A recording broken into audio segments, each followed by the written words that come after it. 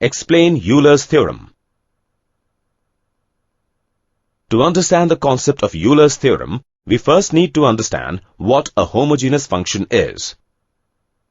A function f(x, y) is said to be a homogeneous function of degree n if the power of each term in the equation is same, that is, n, and if the equation can be rearranged as.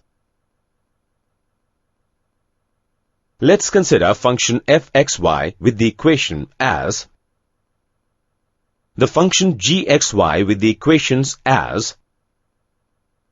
First, let's analyze the equation of function f(x, y). We see that each term has a power of 3. And on rearranging the equation, we get. Now let's analyze the equation of function g(x, y).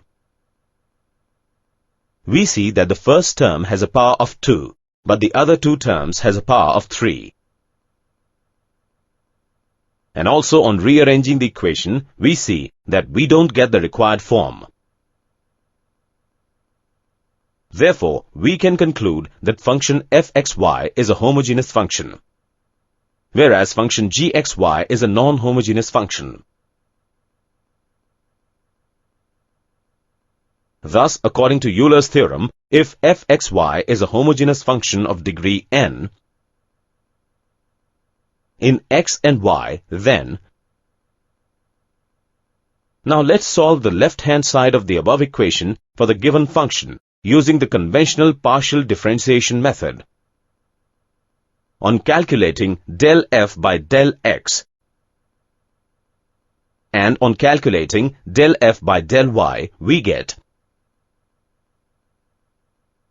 Substituting these values in the equation, we get. Or, we saw that to solve an equation using the conventional partial differentiation method is very time-consuming. Now let's solve the same left-hand side of the above equation using the Euler's theorem. Thus, on applying Euler's theorem, we get. We see that both the method yield the same result. Thus, we can conclude that using Euler's theorem, we can simplify the calculation. The related term is. Question. Remember keyword. Related term is.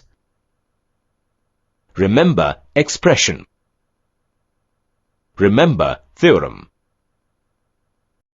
Explain Jacobian and state its properties.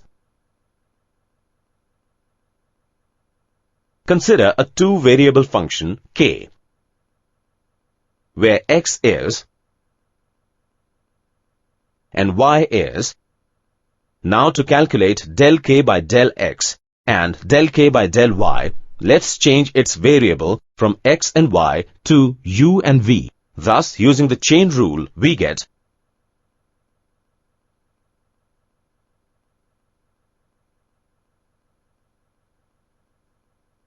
And using the Cramer's rule, we get.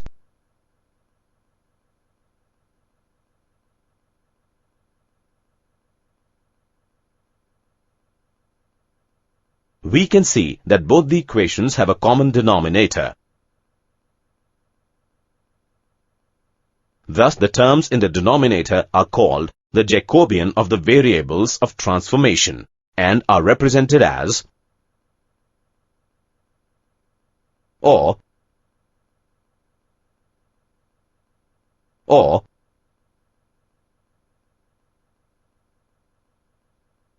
similarly for a three-variable function k, where x is, y is, and z is, the Jacobian of x, y, and z with respect to u, v, and w will be.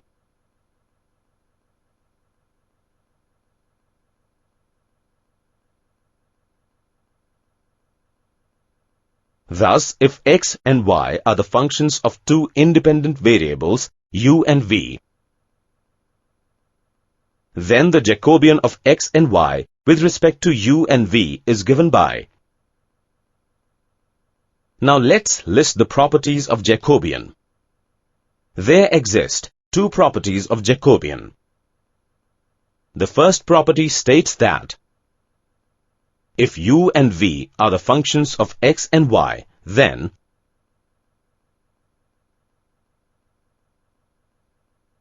and the second property states that if u and v are the functions of r and s, where r and s are the functions of x and y, then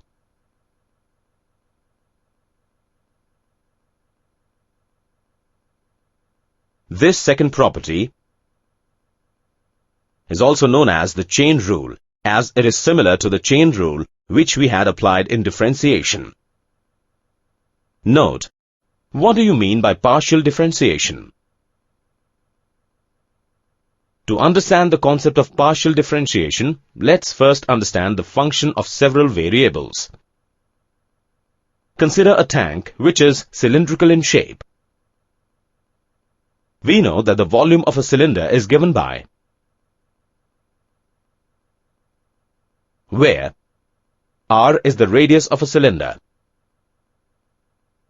and h the height of a cylinder. The volume of a cylinder depends on these two variables, r and h.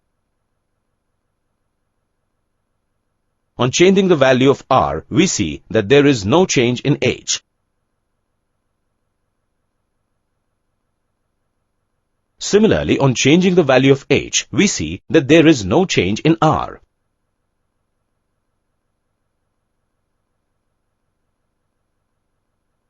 Therefore, r and h are independent variables. Such type of equation, which contains more than one independent variable, is known as function of several variables. Therefore, v is an example of function of several variables. Now let's consider a rectangular surface of the floor of a room. The area of this surface depends upon its length and breadth. So its area will change on changing its length or breadth. Now, if we want to find the rate of change of area with respect to length, then we treat the breadth variable as a constant term and differentiate the area with respect to length, which is represented as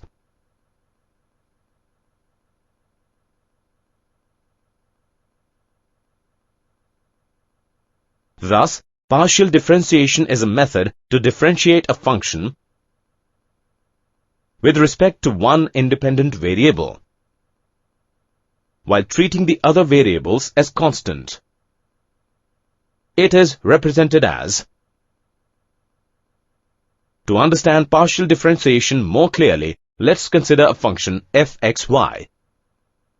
To find its second-order partial derivative with respect to x or y, we have to differentiate the function f(x,y) twice with respect to one variable while treating the other variables as constant.